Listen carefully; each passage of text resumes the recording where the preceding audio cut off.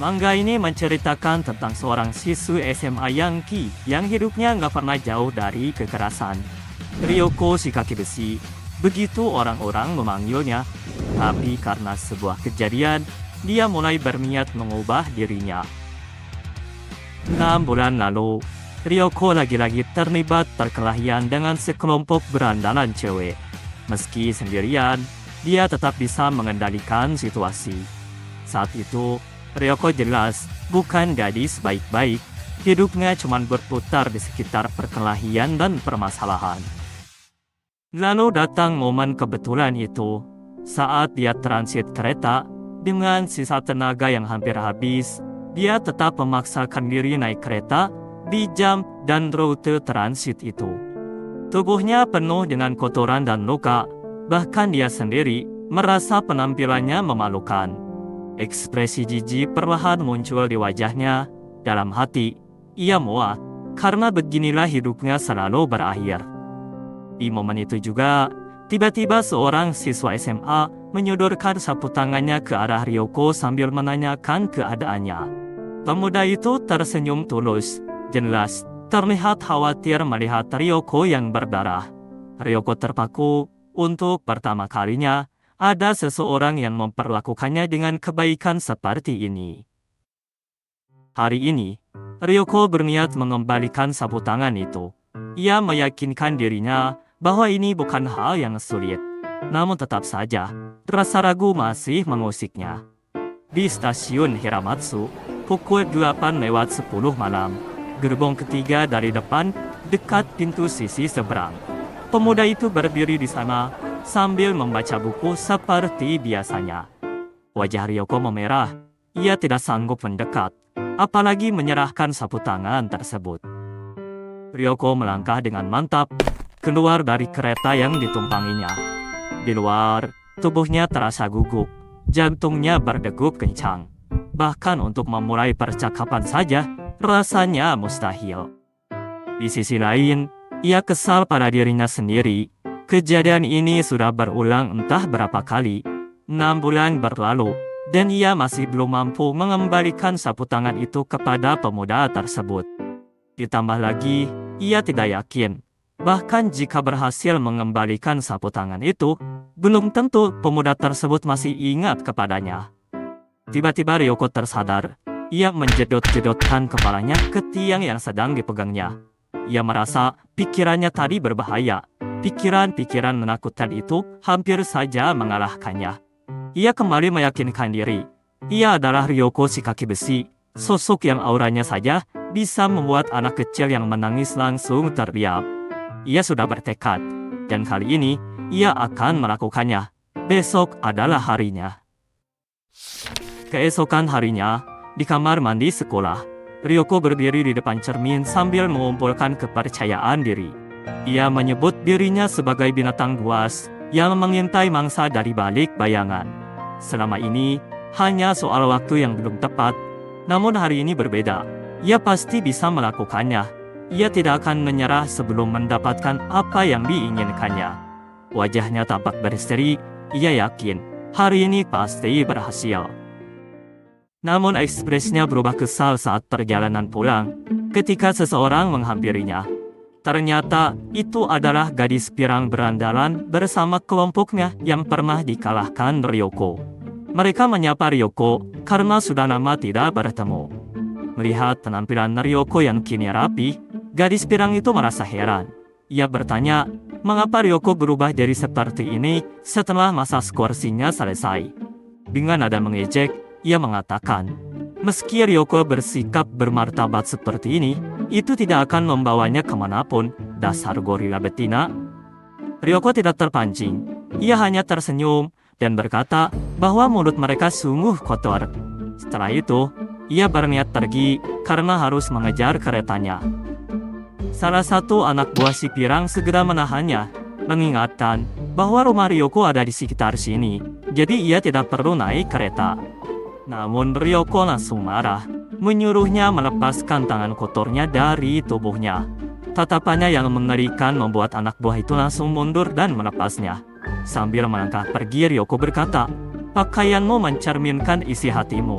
Ia ingin mengubah kebiasaannya, dan saat ini ia terlalu sibuk untuk membuang waktu bersama mereka. Itu saja, ucapnya singkat. Ia meminta mereka untuk tidak menunjukkan wajah mereka lagi di hadapannya. Anak buah berandalan itu heran melihat sikap Ryoko, sementara sang ketua hanya diam, memperhatikan punggungnya yang semakin menjauh. Singkat cerita, Ryoko sudah berada di dalam kereta, berdiri di samping pemuda itu seperti biasanya.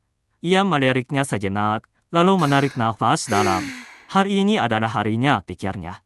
Ryoko memutar tubuhnya ke arah pemuda itu, berniat memulai percakapan. Namun ucapan gadis pirang tadi kembali terngiang di kepalanya, membuat langkahnya terhenti. Keraguan mulai menyelimutinya, ia merenung. Setelah sapu tangan ini dikembalikan, apa yang akan terjadi? Saat itulah Ryoko menyadari sesuatu. Ia bukan takut mengembalikannya. Yang ia takuti adalah setelah itu. Ia takut jika momen seperti ini akan berakhir. Di saat seperti itu, Ryoko sedikit terkejut ketika melihat sesuatu. Tanpa diduga, gadis berandalan itu bersama kelompoknya menaiki kereta yang sama. Ryoko langsung cemas. Gadis pirang itu dengan santai merangkulnya. Ia langsung melabraknya berkata bahwa baginya jelas sekali kalau Ryoko sedang menyembunyikan sesuatu. Ia akan memberikan beberapa saran jika Ryoko mau membicarakan dengannya. Ryoko kebingungan, tidak mengerti apa yang dibicarakan gadis itu. Gadis pirang itu melanjutkan. Ia tahu segalanya hanya dari melihat wajah Ryoko. Setelah itu, ia tiba-tiba berbicara pada pemuda di samping Ryoko dan memberitahu bahwa gadis ini naksir kepadanya. Pemuda itu sontak terkejut, lalu memastikan apakah yang dimaksud adalah dirinya. Ryoko yang malu langsung membantah. Wajahnya panik, keringat mulai mengalir di wajahnya. Situasi canggung itu berlangsung beberapa saat, hingga kereta tiba di sebuah stasiun. Berandalan pirang itu tiba-tiba berpura-pura menyesal. Ia berkata, mungkin tadi ia salah menebak, dan sudah mengucapkan hal yang tidak penting. Ia menjelaskan bahwa dirinya tidak bermaksud jahat, lalu meminta Ryoko untuk memaafkannya. Ia kemudian menunjuk hidungnya yang patah karena Ryoko, mengatakan, ini masih terasa sakit, bahkan sampai sekarang. Dengan nada mengejek ia berkata, kamu akan memaafkanku ya kan, kaki besi? Ryoko tidak merespons. Ia justru mendorong gadis itu, lalu berlari keluar dari kereta. Gadis pirang itu terkekeh pelan, menyebut Ryoko itu simpel dan mudah ditebak. Sementara itu, pemuda tersebut hanya terdiam. Namun raut wajahnya menunjukkan kepedulian pada Ryoko. Suara decit ayunan memenuhi suasana taman malam. Ryoko duduk termenung di sana, tatapannya kosong. Ia merasa semuanya sudah berakhir. Tapi ia mulai menyemangati dirinya. Dalam benaknya, ia menyadari bahwa sejak awal, ini bukan soal suka atau tidak suka. Ia hanya ingin mengembalikan sapu tangan pemuda itu dan mengucapkan terima kasih. Itu saja. Jadi, sebenarnya ini belum berakhir, karena bahkan belum benar-benar dimulai. Lalu apa yang sebenarnya ia harapkan? Ia merasa bodoh, karena terlalu terbawa suasana. Jika dipikirkan lebih dalam, semuanya terasa lucu. Namun tiba-tiba Ryoko menangis terseduh-seduh. Kesedihan itu begitu dalam, dan pikirannya tidak lagi mampu menutupi perasaan yang sebenarnya. Menurutnya, ini adalah yang terburuk. Jika ia tahu akan berakhir seperti ini, ia tidak akan pernah naik kereta itu. Ia lalu mencoba tegar, mengusap air matanya, kemudian membangun kembali tekadnya. Setidaknya untuk saat ini, ia harus mengembalikan sapu tangan ini kepada pemuda itu. Namun saat merogoh tasnya ia terkejut. Sapu tangan itu tidak ada di sana. Bagaimana mungkin? Ia yakin tadi menaruhnya di sana. Bahkan tadi ia sudah mengeceknya sendiri. Ia mulai berpikir, apakah tadi tasnya sempat terbuka? Ingatannya kembali pada kejadian di kereta saat gadis pirang itu merangkulnya. Mungkin pada saat itulah sapu tangan itu diambil diam-diam. Ryoko langsung berdiri, amarah besar perlahan memenuhi dirinya, tertuju pada gadis pirang itu. Di suatu sudut kota, Ryoko akhirnya menemukan gadis pirang itu bersama kelompoknya. Dengan napas terengah-engah, tanpa basa-basi ia meminta sapu tangannya dikembalikan. Gadis berandalan itu mengangkat sapu tangan tersebut sambil bertanya, apakah benda ini begitu penting bagi Ryoko? Sepertinya, Ryoko sangat menjaga barang ini. Apakah aku benar? Tepat seperti dugaannya, sapu tangan itu ternyata memang diambil oleh gadis itu. Ryoko langsung mendekat, berniat merebutnya. Namun gadis pirang itu tidak membiarkannya begitu saja. Ia mengatakan bahwa ia punya satu syarat. Ryoko heran. Gadis itu meminta Ryoko menjadi samsak tinjunya. Ryoko tentu tak terima. Apakah ia ingin hidungnya ditendang lagi? Gadis itu menjawab, Ryoko boleh saja melakukannya jika mau. Namun ia mengingatkan, jika itu terjadi di tempat terbuka seperti ini, maka seluruh usaha Ryoko untuk berpura-pura menjadi anak baik akan hancur. Apakah Ryoko ingin bertemu pemuda itu dengan reputasi yang buruk? Jika Ryoko bersedia menjadi samsak tinju, ia berjanji tidak akan mengganggunya lagi. Ryoko terdiam sejenak, menimbang dalam pikirannya. Walau baginya ini menyebalkan, tapi akhirnya ia menyatakan kesediaannya. Mendengar itu, gadis pirang tersebut tertawa. Ia mengambil rantai yang tergeletak di jalan. Ia penasaran, apakah keyakinan Ryoko sekuat tendangannya? Biarkan aku mengujinya sampai aku yakin, ucapnya.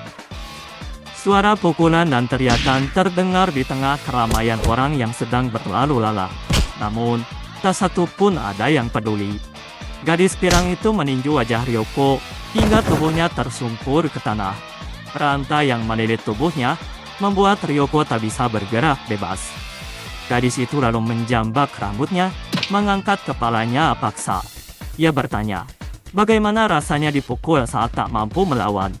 Pasti menyakitkan dan membuat frustasi. Jika Ryoko begitu yakin dengan kaki besinya, silakan coba putuskan rantai itu. Namun ternyata, wajah Ryoko tidak menunjukkan rasa gentar sedikit pun. Hal itu justru membuat gadis pirang itu terkejut. Dengan tenang, Ryoko bertanya, apakah mereka sudah selesai? Gadis pirang itu sempat goyah untuk beberapa saat, namun kemudian tersenyum licik. Ia berkata bahwa ada satu hal yang lupa ia sampaikan. Pemuda pemilik sapu tangan ini sangat mengkhawatirkan Ryoko ketika ia pergi tadi. Ia terus memohon agar mereka tidak membuli Ryoko dan menanyakan beberapa hal tentang Ryoko. Gadis pirang itu lalu menjatuhkan sapu tangan tersebut ke tanah, lalu menginjaknya tepat di depan wajah Ryoko. Dengan nada puas, ia berkata, kalau pemuda itu menyebalkan, jadi mereka menghajarnya habis-habisan. Ia lanjut mengorok-orok Ryoko, apa kau pikir aku akan membiarkanmu mendapatkannya? Terasakan akibatnya, dasar tolo. Menurut si pirang, pria itu benar-benar pengecut. Ia tidak mengerti apa yang Ryoko sukai darinya. Bahkan, mereka hampir melewatkan pemberhentian hanya karena pria culun itu. Ia lalu bertanya pada Ryoko, apakah ia berencana berkencan dengannya? Melihat Ryoko tergeletak seperti ini, mereka berdua terlihat sangat cocok. Ia tak begitu peduli. Baginya, semua ini hanyalah pelepas stres yang menyenangkan. Semoga beruntung, sampai jumpa nanti. Ucapnya sebelum akhirnya pergi, meninggalkan Ryoko sendirian di sana. Di saat seperti itu, sepintas, Ryoko teringat dengan senyum ramah pemuda itu. Ia lalu segera menyuruh para berandalan itu berhenti. Gadis pirang menoleh dengan tatapan tajam. Tanpa diduga, Ryoko berhasil menghancurkan rantai yang melilit kakinya. 4 berandalan perempuan itu tercengang melihatnya. Ryoko perlahan berdiri, lalu angkat bicara. Ia tidak keberatan jika mereka mengumpat atau memukulnya. Ia akan menanggung semuanya, bahkan sampai muntah darah. Namun, melukai seseorang yang tidak ada hubungannya dengan mereka adalah hal yang tidak bisa dimaafkan. Jika mereka tidak mengerti itu, maka dengan kaki besinya, ia akan memberikan mereka pelajaran. Gadis pirang itu langsung kesal dan memaki Ryoko. Ia berteriak, sepertinya mereka belum menghajarnya cukup keras. Apa Ryoko pikir bisa mengalahkan mereka dengan kondisi seperti itu? Seluruh anak buahnya pun langsung maju bersamaan, bersiap menyerang lagi. Ryoko tidak mundur. Ia melangkah mantap, lalu melompat dengan kaki terangkat tinggi. tepat mengarah ke wajah salah satu anak buah. Pijakannya menghantam wajah anak buah itu hingga kesakitan. Ryoko menjadikannya tumpuan untuk melompat lebih jauh.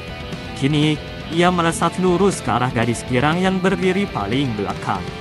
Wajah gadis itu berubah ketakutan, tak percaya Ryoko masih mampu melakukan itu. Sebuah tendangan keras melayang tepat ke wajahnya. Saking kuatnya, perban di hidungnya sampai terlepas. Tak lama kemudian, di dalam stasiun kereta, beberapa orang yang berlalu lalang mentertawakan penampilan Ryoko yang kotor dan babak belur. Ryoko hanya diam. Ia sudah tidak peduli lagi pada apapun yang mereka katakan. Ia berdiri membeku, menunggu kereta datang. Dalam hati, ia siap menerima apapun hasilnya nanti. Saat ini, ia hanya ingin memastikan pria itu baik-baik saja. Kereta pun tiba, dan pintunya terbuka perlahan. Tanpa diduga, pemuda itu justru keluar dengan tergesa-gesa, seolah sedang mencarinya. Mereka berpapasan secara kebetulan, dan sama-sama tertegun saat melihat kondisi satu sama lain. Ryoko sedikit lega saat mengetahui pemuda itu baik-baik saja. Ia mengakui semua ini adalah salahnya. Ia pun meminta maaf karena telah menyeretnya ke dalam masalah. Ia kemudian menyodorkan sapu tangan milik pemuda itu sambil berkata, "Kau mungkin tidak mengingatku, ini sapu tanganmu." Namun pemuda itu langsung memotong dan mengatakan bahwa ia mengingat Ryoko. Ryoko terpana mendengarnya. Dengan wajah malu, pemuda itu mengaku bahwa sejujurnya ia selalu ingin berbicara dengan Ryoko, namun ia terlalu gugup untuk melakukannya. Itulah sebabnya.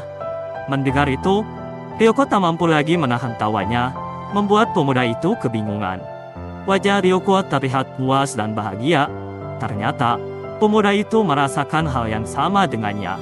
Dan tanpa mereka sadari, keduanya memang saling tertarik satu sama lain.